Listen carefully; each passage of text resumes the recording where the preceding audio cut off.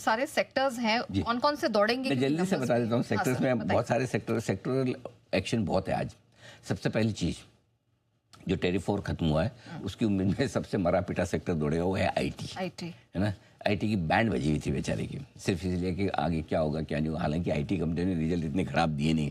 सो IT आज का star sector हो सकता है, ठीक है, नंबर 1, जिसमें कोफोर्ज, परसिस्टेंट, टेक महिंद्रा, जो आपको समझ में आए, जो पसंद आए, सबको ही चलना है।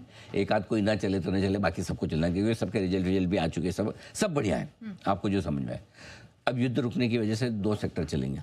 एक एविएशन, क्योंकि फ्लाइट सारी अब वापस से नॉर्मल हो रही है, ठीक है। तो एविएशन में इंडिगो वगैरह में थोड़ी शॉर्ट कवरिंग आ जाएगी। होटल शेयर में शॉर्ट कवरिंग, इंडियन होटल्स वगैरह। इंडियन होटल्स के रिजल्ट थोड़े वीक थे तो बहुत ज़्यादा ना भागे, बट फिर भी पॉजिटिव है इनके लिए, ठीक है। तीसरा है बैंकिंग शेयर। बैंक भी वापस से लीडरशिप में आएंगे। जो बैंक निफ्टी दबा हुआ था, लीडरशिप लेने की तैयारी में। 56,000 की बात की। हाँ, 2 वजह से। एक, नेचुरली अब युद्ध विराम के बाद बैंक के लिए माहौल अच्छा है, और दूसरा मॉनसून भी टाइम से पहले आ रहा है। करेक्ट, ठीक है। एसबीआई आज कमाल करेगा। एसबीआई के लिए खबर भी अच्छी है, पैसे आ गए 1.5 सारे एसबीआई के पास, सारे येस बैंक बेच के, है ना। तो आप कुछ नहीं करते, खाली एसबीआई को ही फॉलो करते तो पैसे बन जाते हैं येस बैंक में, राइट। तो सिंपल सी चीज़ें तो ये है।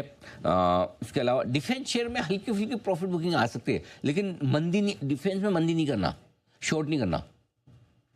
एक आध दिन घट जाए बड़ी कोई लेकिन देखो जो कुछ हुआ है ना, अब डिफेंस की रिक्वायरमेंट तो बढ़ेगी, तो जितनी मिसाइलें दागी है, जितना कम हुआ उतना तो वापस करना पड़ेगा वो तो एक्स्ट्रा ही बिजनेस है। करेक्ट। हाँ, ये जरूर है कि थोड़ा भाग गए थे अभी इन दिनों में, तो थोड़ी प्रॉफिट बुकिंग इसलिए आ सकती है। अब लड़ाई खत्म होती है तो प्रॉफिट बुकिंग आए। प्रॉफिट बुकिंग ही है, उसको ज़्यादा डरने की बात नहीं, बाय ऑन डिप्स है, ठीक है।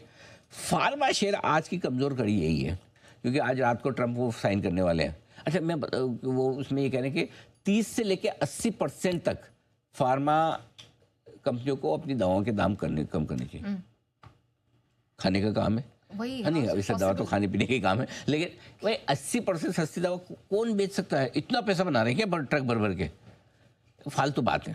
80, अगर समझो कोई हमारी कंपनी है जो यहाँ पे 80% मार्जिन होंगे तो फिर क्या बात है, फिर अब वो वायबल नहीं होगा।